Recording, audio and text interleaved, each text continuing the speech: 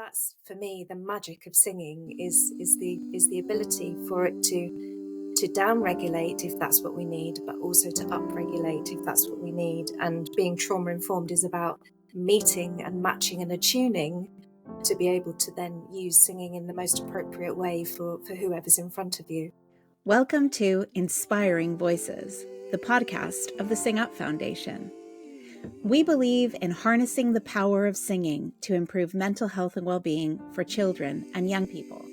I'm Celi Barberia. And I'm Baz Chapman. In this series, we've paired guests from different areas of research, practice and strategy to make connections and to understand more deeply the unique role of singing, songwriting and creative music making in transforming children and young people's mental health and well-being. This second series focuses particularly on how we can inspire young voices, and especially on how children and young people who have particular challenges in their lives that can affect their mental health can be supported through singing and music making. Inspiring Voices, the podcast of the Sing Up Foundation. Please remember to subscribe and leave us a review on Apple or Spotify. It really will help us to get the word out. Thanks for listening, and now on with the show. Joining me on this podcast episode are Naomi Fisher and Emily Foulkes. Dr Naomi Fisher is an independent clinical psychologist and EMDR Europe trainer who specialises in trauma, autism and alternative approaches to education. She's also the author of Changing Our Minds, How Children Can Take Control of Their Own Learning, and A Different Way to Learn, Neurodiversity and Self-Directed Education. Emily Foulkes is Director of Music for Good in Cornwall and founder and director of the Singing for Health network, as well as being a practitioner, researcher and trainer, including for the Sing Up Foundation. Emily has a particular experience and knowledge in the music for health and well-being and music education fields. Welcome to both of you. So I'd like to hear really how you became first interested in this field of work. Emily, perhaps start with you. Thank you, Baz. Lovely to be here. Thank you.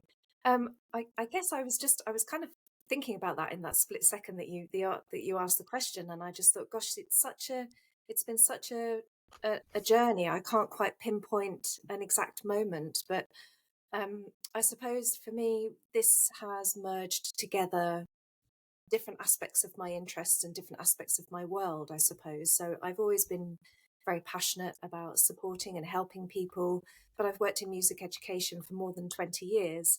I was a singer as a child, and did performing arts at university, and was always really, singing was absolutely something that I was always doing. My brother used to get very annoyed with me in the car when I was singing along with my headphones on, so it's always been there. But then I was working in music education at the National Foundation for Youth Music, and was involved in kind of setting up and managing national programs, not so much as a practitioner. And it was only really when I moved to Cornwall about 15 years ago that I stepped into the world of leading singing.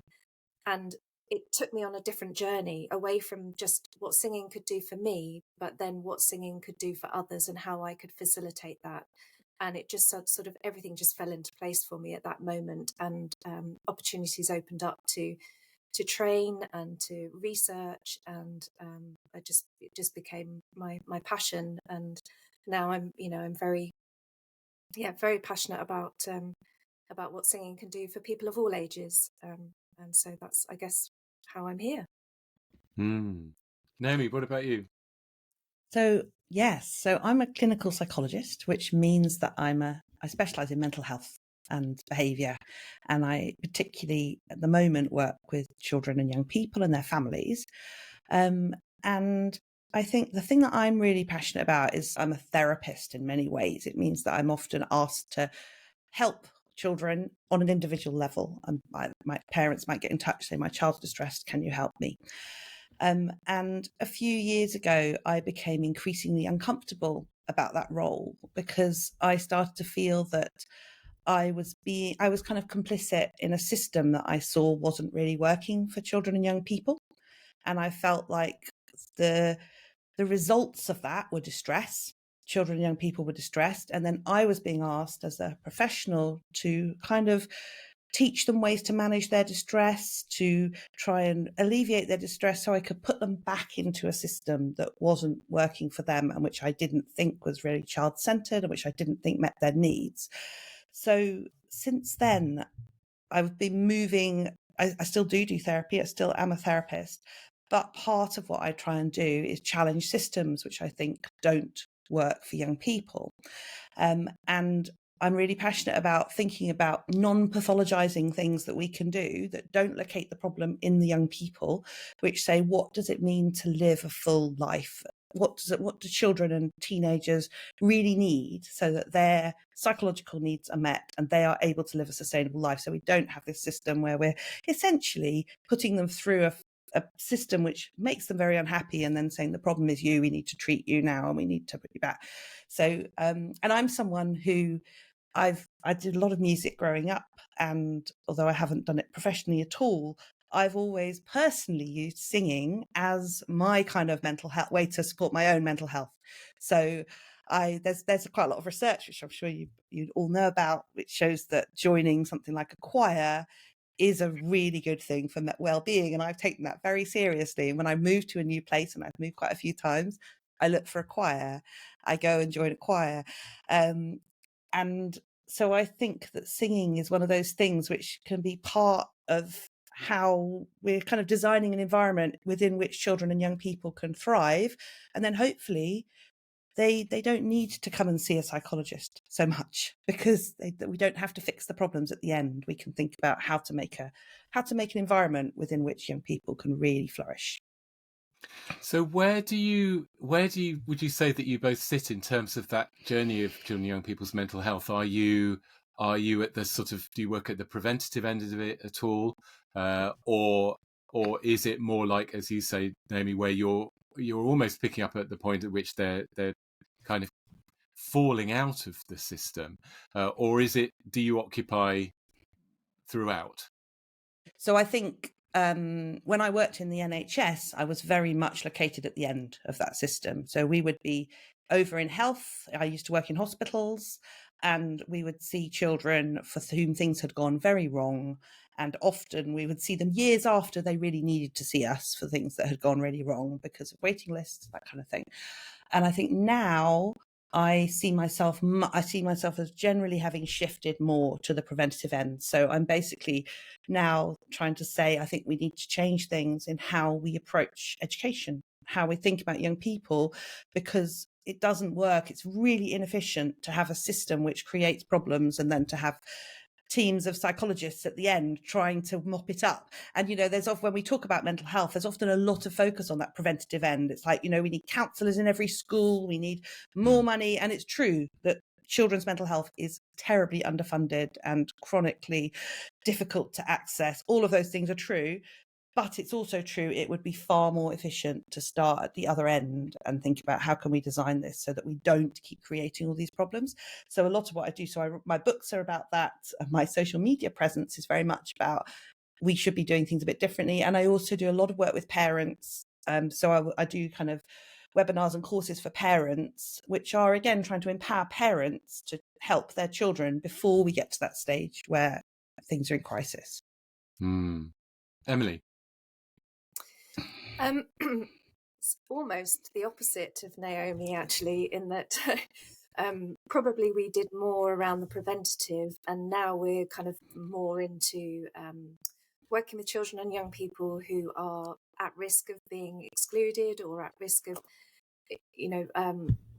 kind of slipping out of education for whatever reason, or at risk of being referred to CAMS. So we're working in education and health settings and mental health settings where young people may be on the brink, or they may already be in crisis. So we've been working for the last 4 years in an adolescent mental health hospital here in Cornwall. Since it opened its doors, we've been working there with young people who have been hospitalized because of their mental health.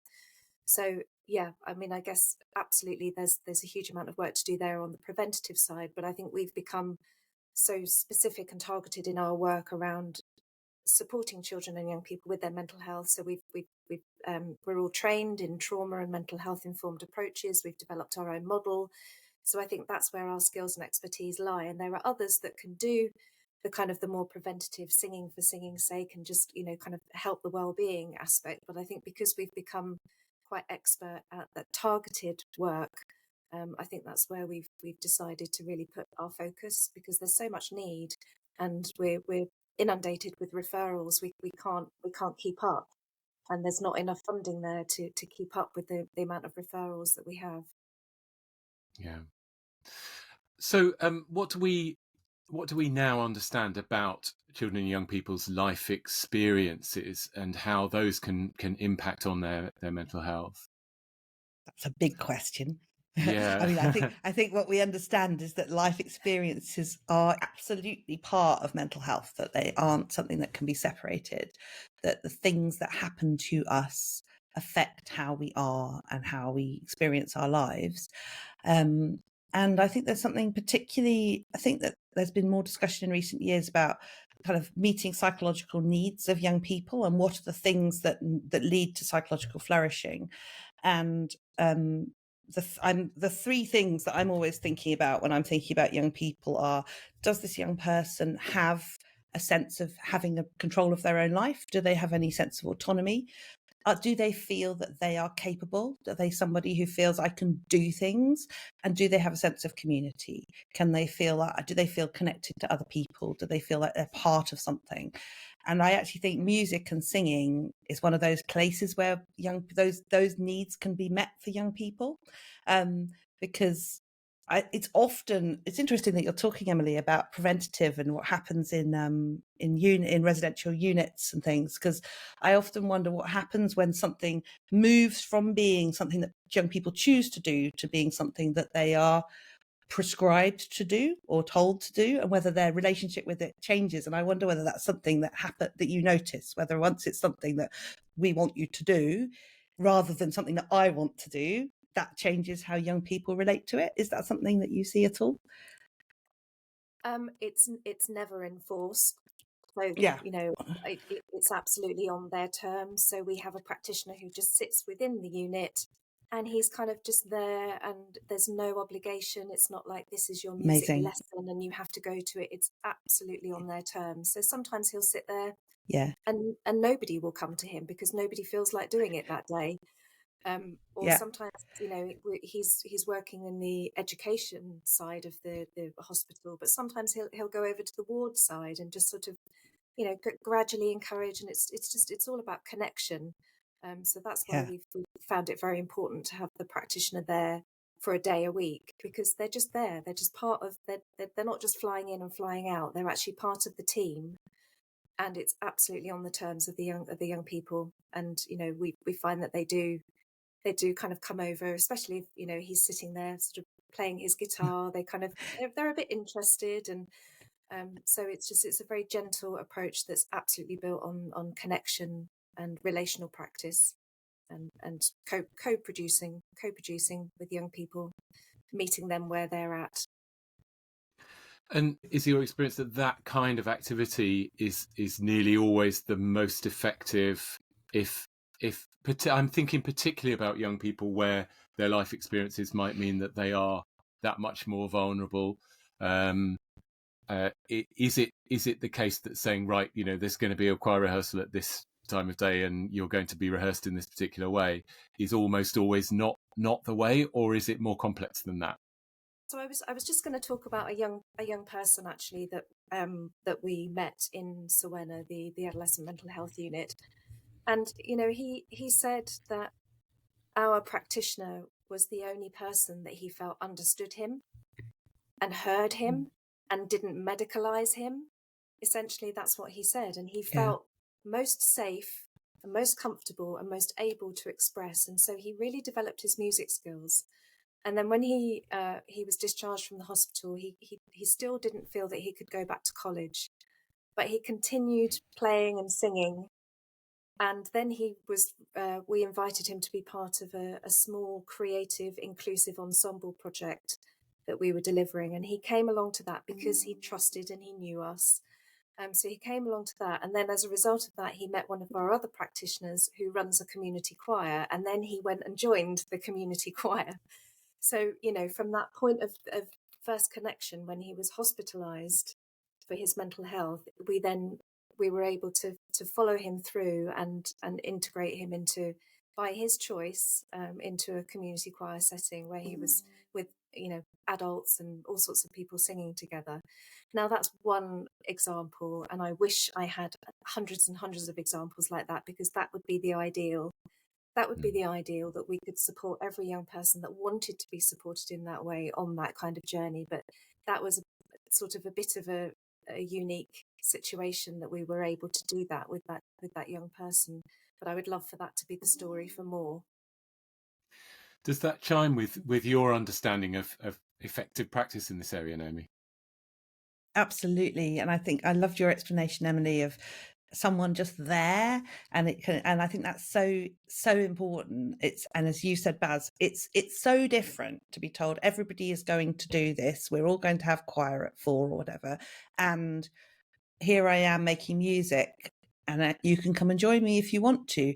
And I think that particularly for teenagers, that choice, that opt-in, just is so fundamental. It makes such a difference.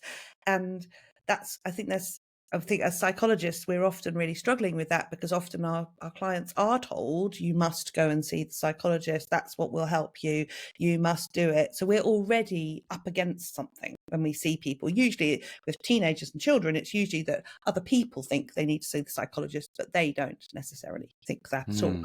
And I think the thing about music is you've got this joint activity which immediately takes off the pressure, which immediately means that we're doing something else. So I'm not going to come and have a deep and meaningful conversation with you necessarily. That might happen at some point, but that's not why we're here. We're here because we're singing together, or because we're playing the guitar together.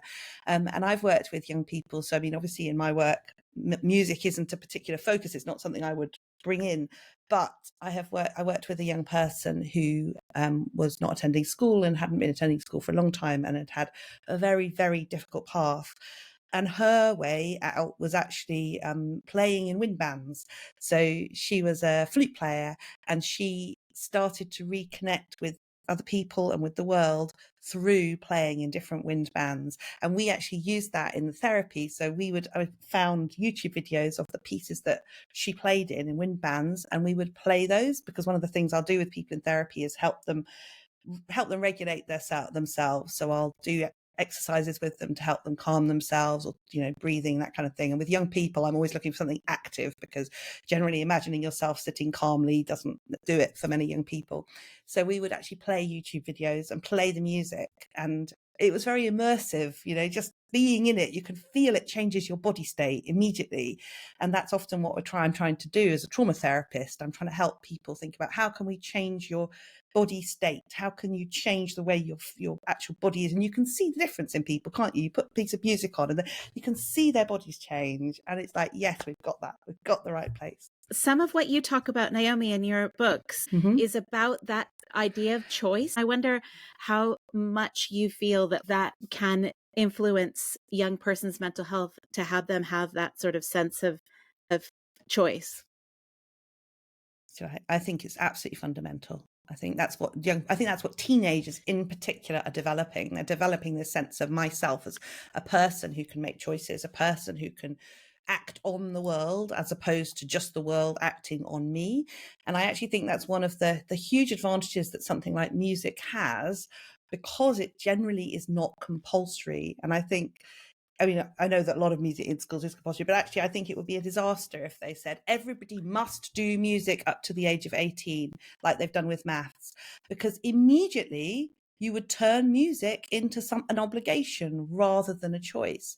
And that element of, this is something I want to do, is just, I mean, when I think about my own relationship with the world, when I think about things I want to do as opposed to things I'm obliged to do, I have a completely different relationship with them, even if they're exactly the same thing. That's, even if it's like vacuum cleaning the house, if it's like, oh gosh, I have to do it, I have one relationship to it. If it's like, actually, you know what, I'd really like a clean carpet, I'm going to do it, I feel quite differently about it. And I think I feel like we miss a trick with young people by obliging them to do things, because we make learning harder, we make them less happy, and we set up this resistance of, no, I'm not going to do it, which is part of being a teenager and being a young person, is developing your own sense of sort of individuality. And every time we say we're going to make you do it, we lose that. And just to add to that, I think that there's something around the choice to turn up. So the choice to actually engage in something, and maybe the first time they come, maybe it's not a choice. Maybe they have been prescribed. Maybe they have been referred, and I'm there to deliver a session, and they've kind of got to be taken out of the classroom to come. But once they're in the room, then they make choices about how we're going to spend that time together. So there's a choice to turn up, and then there's choices within how we interact with each other and what we do. And often, if there's that bit of resistance that Naomi was just mentioning, once we've made that connection, and that may not actually be through singing, it may be through play, or however I need to meet that child where they are. Once we've made that connection and built that trust, then they make a choice to keep coming back. But they don't know that until they've stepped in the room, until we've kind of made that connection, until they realize, oh, this is a bit different from being in the classroom. This is a place where I can explore, and I can create, and I can be myself, and it's not going to be met with judgment, and and I'm not going to be told to sit down and shut up and be quiet and do my maths. It's an entirely different environment, and I think it's that autonomy and that choice, I think, that then kind of hooks them in and makes them want to come back.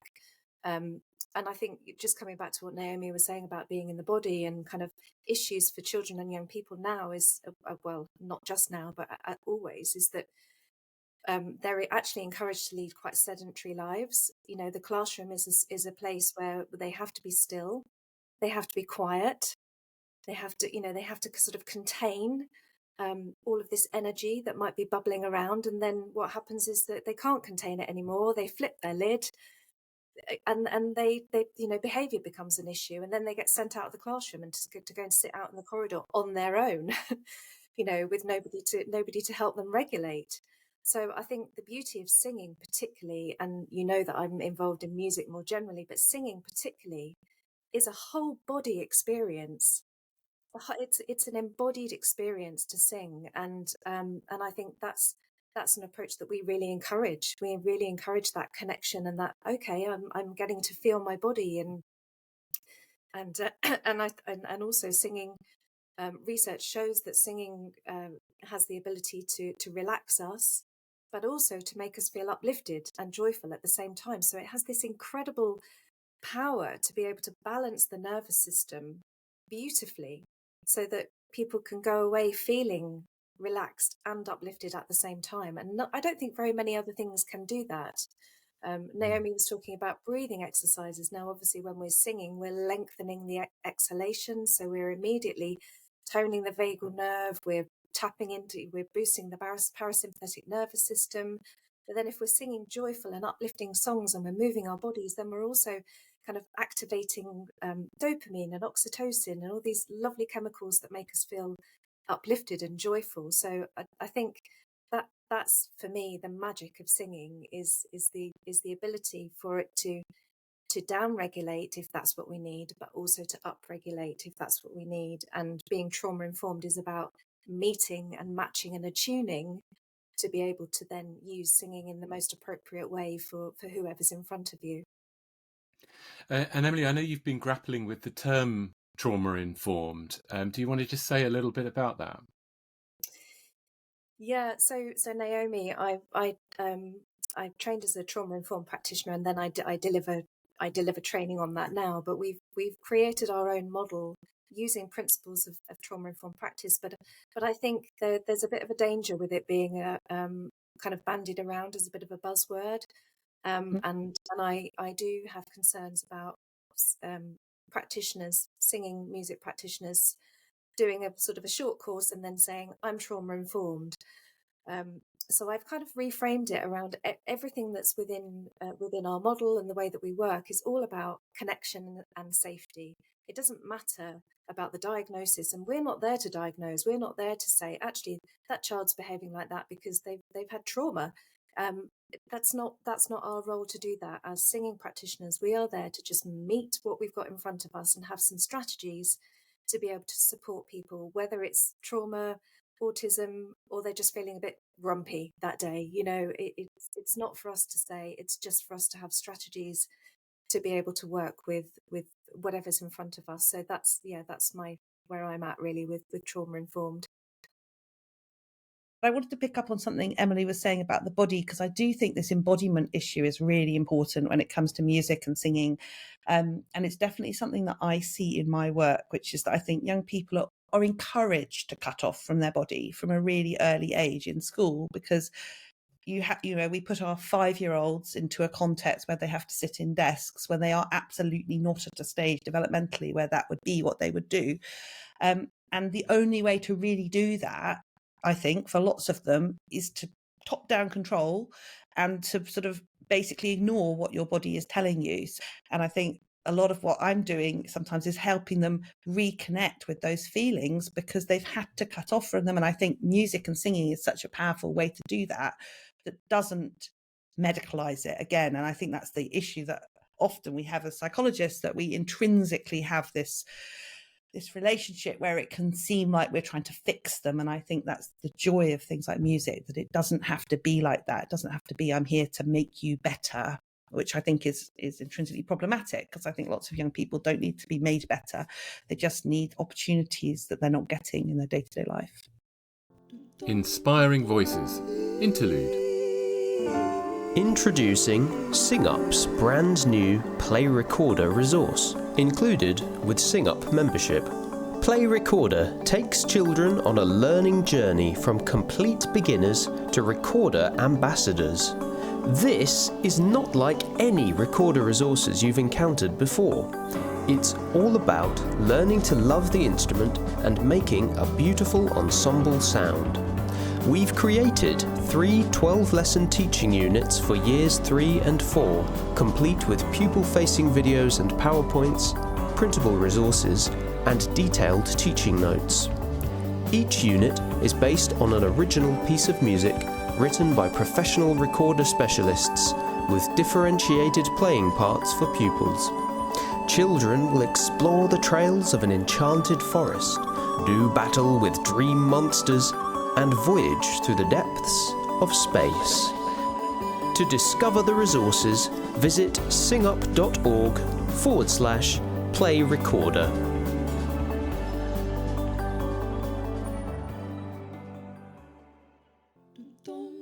On with the show. So there are some aspects of singing where there can be more of a direct link into, for example, processing early life trauma. Bearing in mind that unless you are a trained music therapist, you may or may not have the skills to be able to sort of handle that. Emily, what are your thoughts about kind of the role of the singing practitioner, particularly if it's something like songwriting or a kind of more creative approach where a young person might want to express things about their background or difficult things they're facing in life?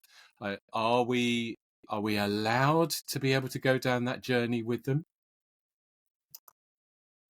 It's such a big question, and such a I don't think there's one answer to that, because I think it's really down to the individual and down to the relationship that you've got and the resources that you've got around you, the support that you've got around you. So I wouldn't say, yes, we can do it, because I think that would be quite, dangerous to say that. I think it can happen, and it does happen. I've worked with children who have had bereavements, and then they've wanted to write songs, to help them remember, have nice memories. And then, we've had a girl who actually found her father dead, and used the session to really express that, and was not singing really, but wailing and using her voice to express. And what are we going to do? We're not going to say, oh, sorry, that's not the job for here. That's, you've got to go and see a psychologist for that. You have to kind of allow that to happen, but just holding space, holding them. And but that does take nerve, and it does take training, I think, to be able to hold that space. And sometimes things might come up in lyrics and songwriting that actually you don't feel equipped to be able to cope with. And that's where this kind of supervision and support and maybe working alongside a psychologist can be really fruitful and beneficial for the child, because then we've got this multi-pronged approach. So we've got an example where Naomi, we're delivering a program in a GP surgery at the moment. And so we have, we're working with the social prescriber and the GP team there, and they refer children and young people who show an interest in music and singing, they refer them to one-to-one sessions. And we had a child who actually was beginning to push, and we've got a very, very experienced practitioner in there who's trained to the hilt. But even he was saying, okay, this is starting to sort of step outside of where I feel my skill set lies, and I need some support here. So the social prescriber linked him up with the child, also had a psychologist.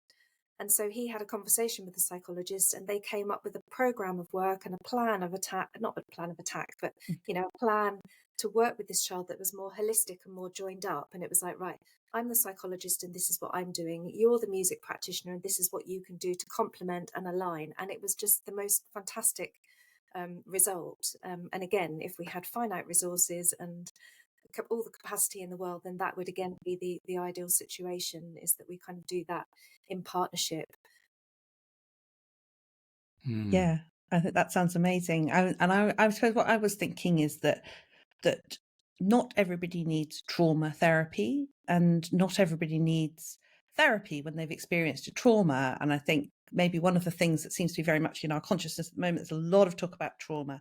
But I think the reality is that we all have the capacity to heal from trauma, and we all do it all the time. So we all experience difficult things and we process it and we put it in place. And it's a bit like, I use the analogy with my clients. So it's like healing a wound, that we all have the capacity to heal, and we might need some help in terms of cleaning out the wound or plasters, but it's still actually our body doing the healing, us doing the healing. It's not, a doctor cannot heal your wound for you. They can just get the circumstances right. And when it comes to dealing with trauma, particularly for children and young people, I think that you need certain conditions to help you make sense of what's happened to you. And that's where I see trauma resolution really happening, when you make sense of what's happened to you. And one of the ways that people do that is through telling their story. And there are lots of different ways you can tell your story. Children often do it through play, but singing and music is another way. I actually have a couple of teenagers I'm thinking of who are really into music and who've had difficult experiences, and they have written loads of music about their difficult experiences, and they sing it and they put it out there. And that's, to me, that's their processing. That is their way of doing it. And as Emily said, what you need from the adults then is really being able to hold that and contain that, and not being scared of it, and not kind of saying, oh gosh, this is all a bit too much, but just being able to sit with it and let them go through their process, because we do have that capacity. And I think it's really empowering for young people as well to get that message that actually this is something I can manage. I'm going through my process rather than you making me go through a process. Again, it comes back to that choice and autonomy. And I think music it's such a useful part of that, because it has this embodiment aspect of it as well. And because it's about letting people re-experience the feelings in the body, and it has a kind of natural resolution to it as well. When music has that kind of narrative art often, doesn't it? It'll have the bit in the middle, and then things will resolve, and it'll come back to a major key or whatever. There's so much there in terms of how your story can be told through music without necessarily having to tell it all. Absolutely. It's that sort of show me rather than tell me, kind of mentality, isn't it? And certainly we've had so many examples of working in alternative provision academies, so the old PRUs, pupil referral units, where young people have written their own songs, and it's the thing that they're most engaged with in the whole of their, what they're doing in the AP Academy. And then they feel really proud of it. And it could be the first thing in their lives that they actually feel proud of. and they could have written a song that's really personal, really expressing, like you say, that they're processing everything through this song, and then they want to share it, and like they want to share it with everybody because they feel so proud of this achievement, when probably in all other areas of their academic life they're not achieving. Many of them are not achieving, but this is one thing that they not only processing and expressing what's going on for them, but they can feel really proud of it.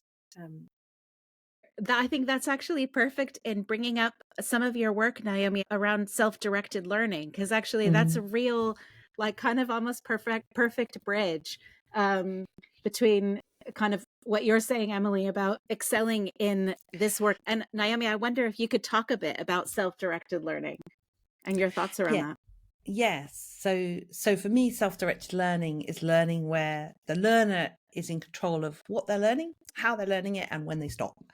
So basically, when they are able to choose what they do and they're able to say no, but it doesn't mean it's without adult involvement. Often when people talk about self-directed learning, they kind of say, oh, you just leave the kids up to do what they want. No, it's about learning in relationship, just like you've been describing, Emily, where the child and the adult are working together. The adult is introducing things, but it's very much meeting the young person where they are and helping them do more of what they would like to do.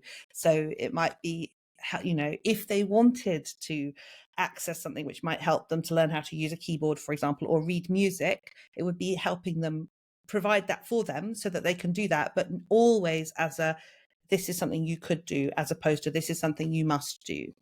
And I think it's just so interesting that the areas of kind of study for young people where there's less pressure is often where they're able to do that. So I'm thinking about your people at the kids at the alternative provision. They've probably spent a lot of their life being told they've got to do maths and English and being compared with everybody else on how they're not doing enough maths and English or not doing well enough with maths and English. And it's become kind of contaminated for them as a result.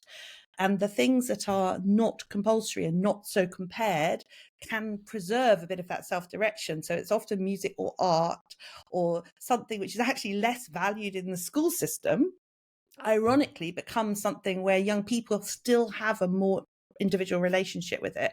And I often talk about self-determination theory and about how in order to have self-directed learning, you basically you need these conditions of I can choose, I feel capable, and I'm in connection with others. And you're just describing that, Emily, aren't you? That young people do the music and they're like, I am capable, I can do this. That's such an amazing thing for a young person to feel. And so many young people don't have that in their lives. And it's just life-changing, isn't it? To feel, you look at me, I can do something. Absolutely.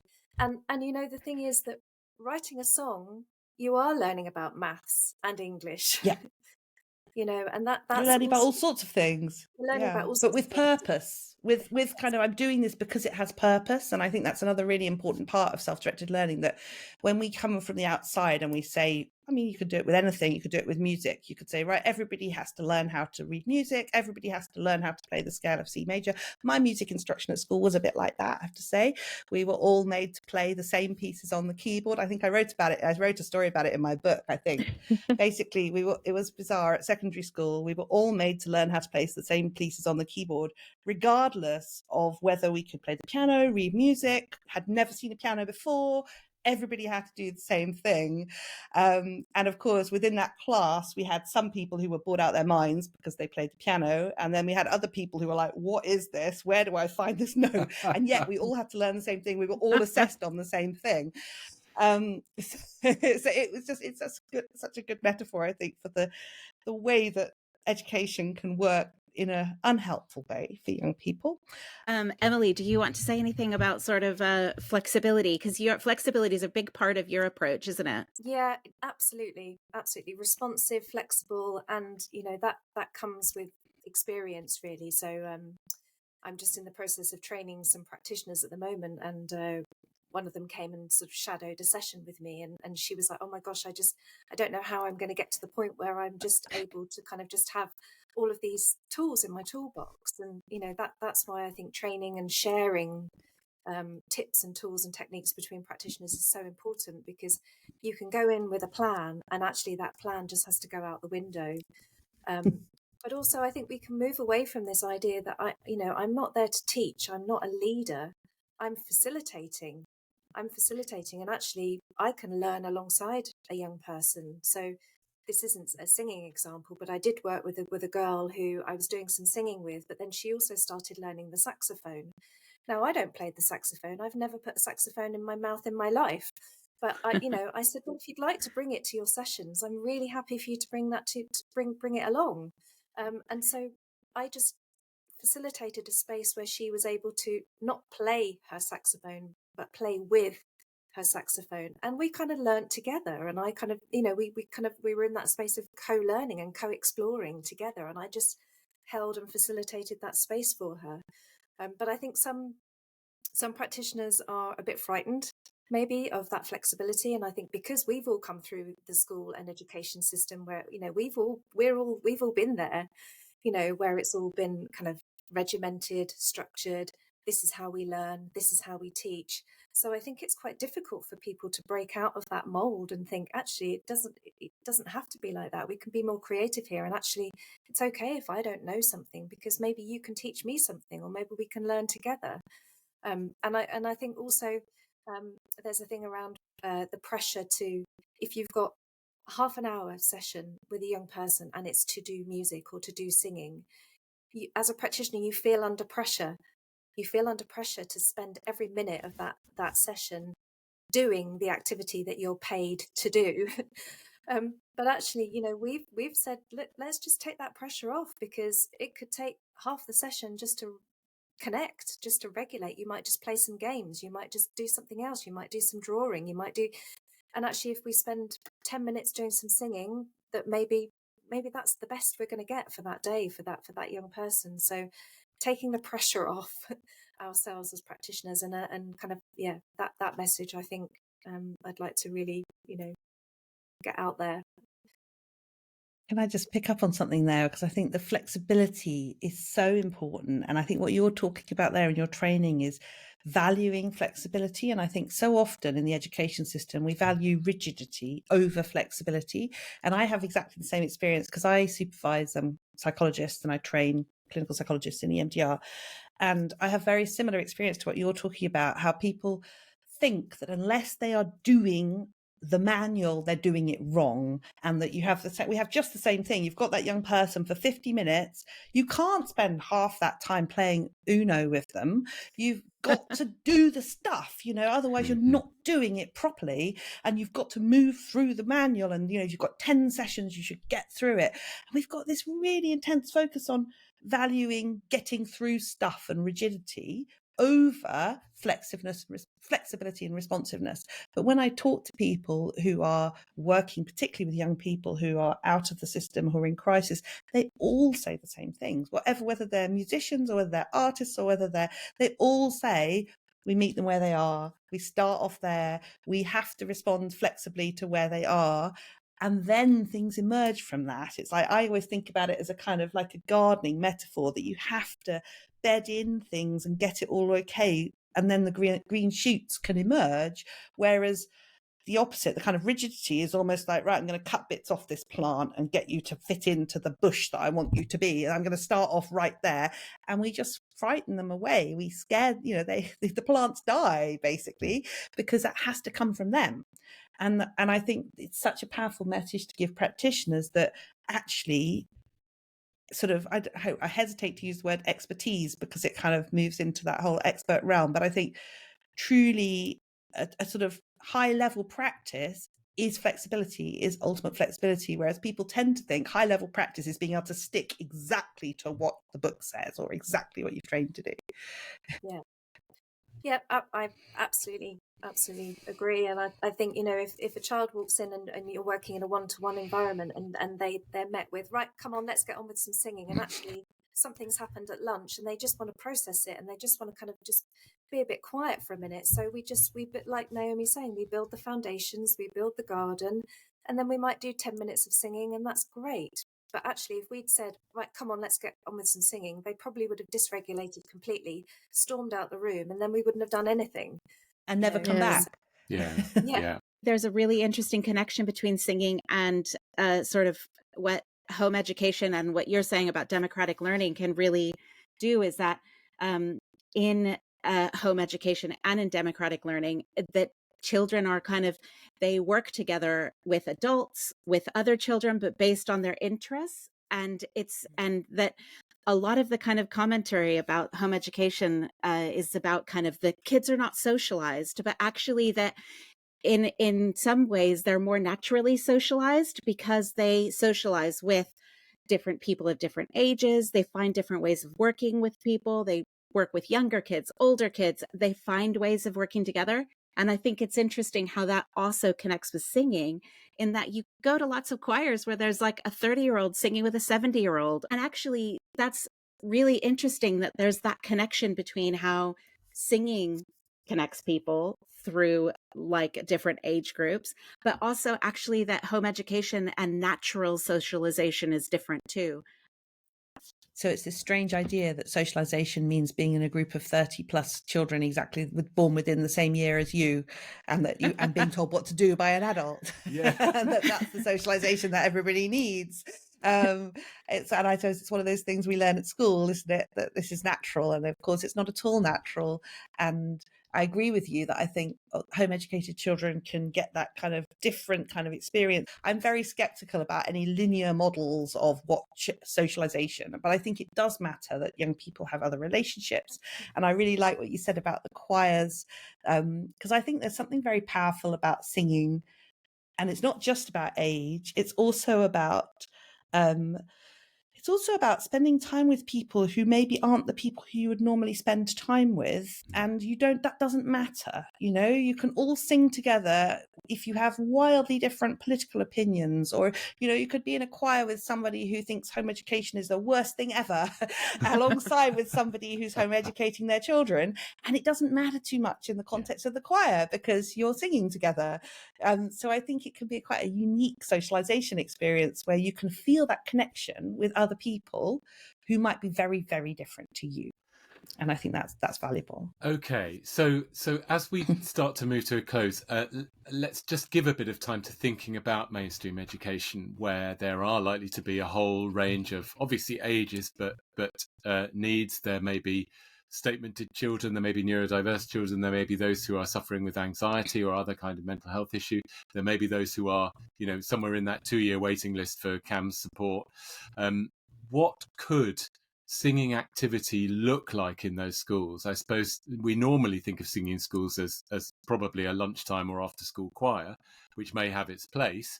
But what else could schools think about doing to harness the benefits of singing for all of its young people? Yeah, I think it's about kind of being creative about what we understand by singing, and that automatically that means, well, it's either got to be a choir or it's individual singing lessons, and it's kind of feels like those are the only options. So I think it's just about encouraging a more of a creative approach, really, where we can think about how could we embed bits of singing. It doesn't have to be an hour's session. It can just be bits of singing that we can just integrate into the day, that don't feel like they're being added on. They're kind of just part of the day. But then that's about equipping the adults in the room to feel confident to be able to do that themselves. So I think there's something around how we remind everybody that we are innately musical. We are all musicians and we're all singers. We were singing before we were talking. We were using melody and rhythm in our voices before we had language. So I think it's just that's how I start whenever I'm kind of talking to a room of people that I think this is going to be a bit of a tough sell. I start from did you sing as a child? Do you enjoy singing? Singing punctuates our lives. We sing happy birthday every year. We sing at sporting events. We sing at ceremonies. So why not sing in the place where children are spending most of their day?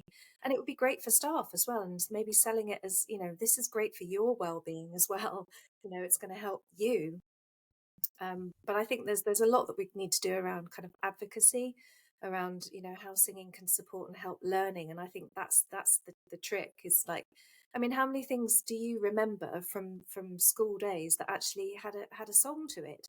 You know, we learn the alphabet with a song. You know, I remember with my friend in school, we used to sneak into the hall at lunchtime and use the piano and make up songs about history, because we were both really bad at history. So we made up songs. You know, we used to just make up songs about, you know, the Crimean War, and but I remember it being quashed. I remember being told off. I remember a teacher coming in and saying, "Get out of here now, you shouldn't be in here." And actually what we were doing was we were finding a creative way to help us learn, to help us, you know, memorize the information that we were expected to regurgitate, and we were doing it through song. So it's kind of, how do we, you know, advocate this? How do we kind of get people to just tap into that for themselves first, before they can then create that environment for the children? Yeah, I think what you're talking about and what I'm thinking about is kind of freeing music from the curriculum. So I think, you know, the problem, the struggle at school is that so many things are about performance, doing well, being rated against everybody else. And you can do that with music, just as you can do it with everything else. And then we divide people into those who are good at music and those who aren't good at music. And it's only those who are good at music who come and sing, and everybody else is like, oh, I'm no good at that. And they don't do that. And they learn that really early on. You know, we know that children learn from about the age of 5 or 6 what they're considered to be good at, and then they just don't do the things that they're considered to be bad at if they have a choice. So I think one of the things that would make a difference is deliberately trying to think about, how can we make this something which isn't about performance? And it seems almost counterintuitive, doesn't it? It's one of the things that frustrates me, actually, that so often things that children do are made to be about a performance. You know, my children have gone and done drama and things, and I have wanted them just to go and do drama. And then I've realized that actually it's all about getting the performance at the end of the term, and everybody goes and sees it. And I just feel that again, children, it's like we impose this kind of adult view of things where it has to be about the product. And for most children, most of the time, it's about process. And music is all about process. And the more we can keep it in that process place rather than move it to the performance place, the longer they are likely to carry on doing music, because it's enjoyable and it's a process. But the moment you start being something where, you know, you get your A or your B, you've made it about performance, and you've basically ruined it for some of them. So I think that would be what I would be saying in schools. And I love your example of the Crimean War, because it's long been something that I've thought about, that I have the content of many musicals word for word in my head, because I loved listening to musicals as a child. And, you know, I can quote word for word the whole of things like the Phantom of the Opera, the all of them. And I'm like, why were they not tapping into this at school? Because do I remember all the things I learned in geography and history like that? Nope, I absolutely don't.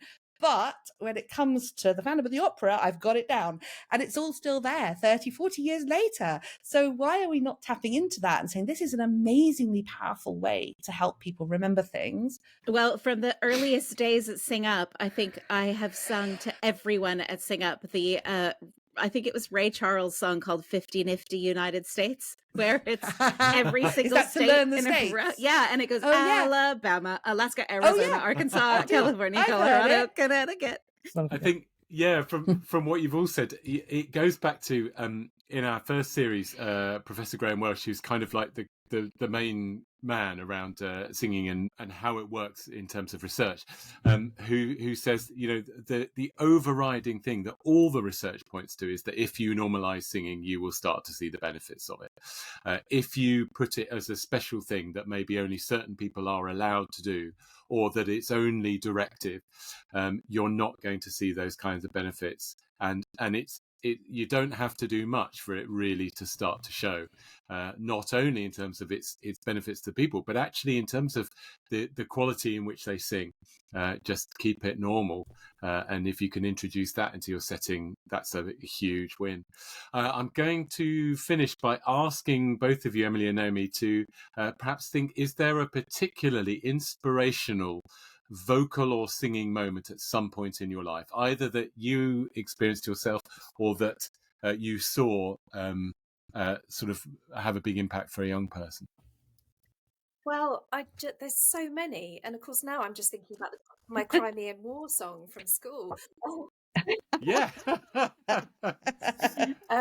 I think, I mean, this for me personally, there's been lots of moments where have been very powerful in terms of my own singing together with a group of people when there's a moment where you just get goosebumps and you don't know quite why. There's something about maybe the harmony or just in that moment when you get goosebumps and you know everybody else is feeling it as well. And this goes back to what we know about research, that singing together is an ice-breaking effect, but it also entrains us. We become entrained in terms of our breathing, heart rate variability, heart rate, brain waves. So we become biologically connected with those around us. And as humans, we love that. We're pack animals. We want to be connected with other people. So it's sort of, it magnifies that to a whole other level. I mean, we see it in football matches, don't we? In sporting events, thousands of people.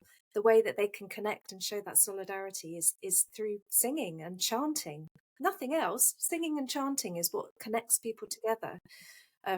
But also, I've seen so many examples of children and young people who have found their voice when they didn't think they had one. They found their voice. They found that they can sing and that they can write a song and that it means something to them. And just seeing that look on their face is priceless. And I'm so honoured and humbled that I've had lots of experiences to be able to do that, you know, with children particularly who would not join the school choir, who have been told even to stop singing or to mime. And I've met adults who have said that singing was knocked out of them at school because they were told to mime, they were told they couldn't sing, they were excluded from it, and they've gone their entire lives feeling that they can't sing, you know. So I think if we can unlock that and help, you know, everybody, not just children but everybody, to just unlock that power and that potential that we have within ourselves. We're walking around with our voices, which is a first aid kit as well. You know, it's an incredible thing, and we should Yeah. all be exploring the power of our voices. Naomi, what about you? I was thinking about when I was at sixth form college, I was in a big choir, we used to sing. And I was remembering walking down the kind of the avenue to the school, and there being lots of other members of the choir, and I was singing to myself and other people started joining in and harmonizing, and we were all just walking down, you know, there was no organization. It was a real sort of spontaneous moment of people joining in. And I remember that now. When I think of it now, I still have this real sense of kind of connection with, I don't even know who those other people were necessarily. They were behind me and in front of me, but people were joining in. There was this sudden moment of music and of fusion. And so in my, like as a psychologist in my work, I would use moments like that. I would help people reconnect with them. So I would be asking people for moments where you felt that sense of connection, that sense of kind of being part of a bigger thing, holding on to that sense. And then I would use it in the trauma work and all that kind of thing. So I have these little moments around music. And I think that the thing that's so important about the music moments is about that thing of connection with others. It's like we have harmonized together. We have made something here together which is greater than any of us individually could have done, and we actually haven't planned that, or no one has set it up. It's just kind of arisen as this moment. And yes, so those are my moments. Fantastic. Well, Amy, Naomi, thank you so much for joining us for this podcast. We've journeyed into all kinds of areas of young people's lives and their psychology, and a really positive reflection on what the opportunities are for singing in this context. And naturally, we hope to see that grow as the years go on. So yes, thank you again, and yeah, all the best to you in your fantastic work. Inspiring Voices, Reflections. The thing that really came across to me there was actually how positive it was. Yeah. I also loved that, like, actually, so much of what Emily does, like, super chimed with everything that Naomi was talking about. And then actually how you, I mean, great, Baz, you sort of tied it all into what Graham Welch always says about really embedding singing and making it such a natural part of every day, and that how powerful that is. Yeah. So rather than sort of, we have to set up like a mental health choir or something like that, actually it's, if you want people to be able to explore the voice, give them an environment. I think that's what Naomi said really early on, wasn't it? Designing an environment where children and young people thrive is the most important thing, because then you can go with them to find where their interests are and what you might be able to create to harness that interest. Yeah. And again, the themes keep coming out about kind of flexibility and connection, and that like that the need for practitioners and facilitators to be able to have the space to be flexible, but also to be in the right space to hold space for young people. Yeah. And I'm always really interested in that thing of how much can we use singing to address particularly trauma, but other sort of mental health issues. And I think the headline of what they were saying to me was that thing of you shouldn't, unless you are deliberately trying to and have the qualifications to, you shouldn't be making any young person talk or sing about those things. But if you create an environment that is safe, where they can do so if they want to, then normally that will work effectively, and you don't put yourself or them at too much risk. Yeah, and also I think that interesting thing that Emily talks about, that it's not, it's not that you have to fill the whole half hour with, you don't have to like be singing from the second that it starts, that actually the whole environment around the singing, the creating the space, the letting people build up to it, that all of that is just as valuable. Yeah. I mean, we're in a society that is so driven by outcomes and being able to prove impact, and that then you mix that with attainment targets and all of that kind of thing. There is such a danger that we just stifle exploration and play, or indeed the choice not to engage with that particular thing because it's not your thing. So it's a really interesting kind of educational conundrum, and I'm really excited to see how the foundation over coming years can just explore that a bit. And if we say, well, normalizing singing is the way to go, well, actually, what does that really look like, and where can we demonstrate examples of that happening really effectively?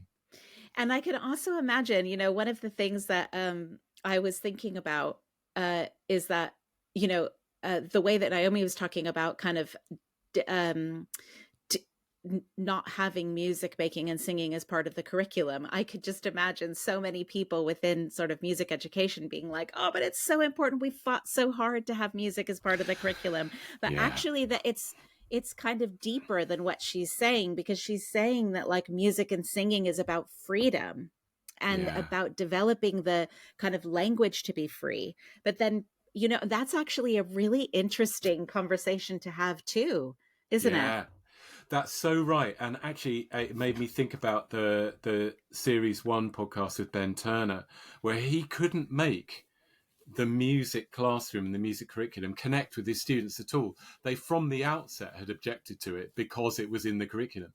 So he then found the way to connect with them on the music that they were interested in, and then retrospectively fitted it back into the curriculum, and then he won them over. And I thought, God, that's such an interesting model, that he had the presence of mind and the bravery to do it that way, and then is really cool about saying, we fulfill curriculum requirements, but we just do it in a way that they're interested in. Well, and Emily said the same thing, didn't she? She said in this PRU, she was like, but actually the songwriting the kids are doing is English. It is math. It is PHSE. It is, I mean, it does tick all the boxes, but that's the really interesting thing. And actually it goes back to the self-directed learning thing that Naomi talks about, is that when you allow everybody to actually, explore the things they're really interested in, be free enough to create within the thing they're interested in, that those things can tick a million boxes. But it's the freedom that allows that to kind of get to a point where it ticks a lot of boxes, isn't it?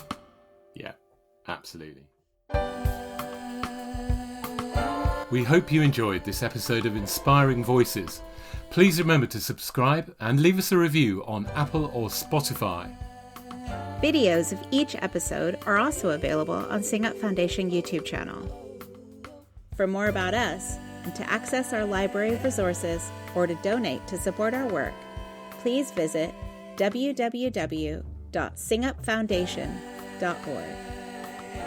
Thanks to Becky Owen and The Refuge for our beautiful podcast music, specially arranged by Becky and adapted from her song Anemone.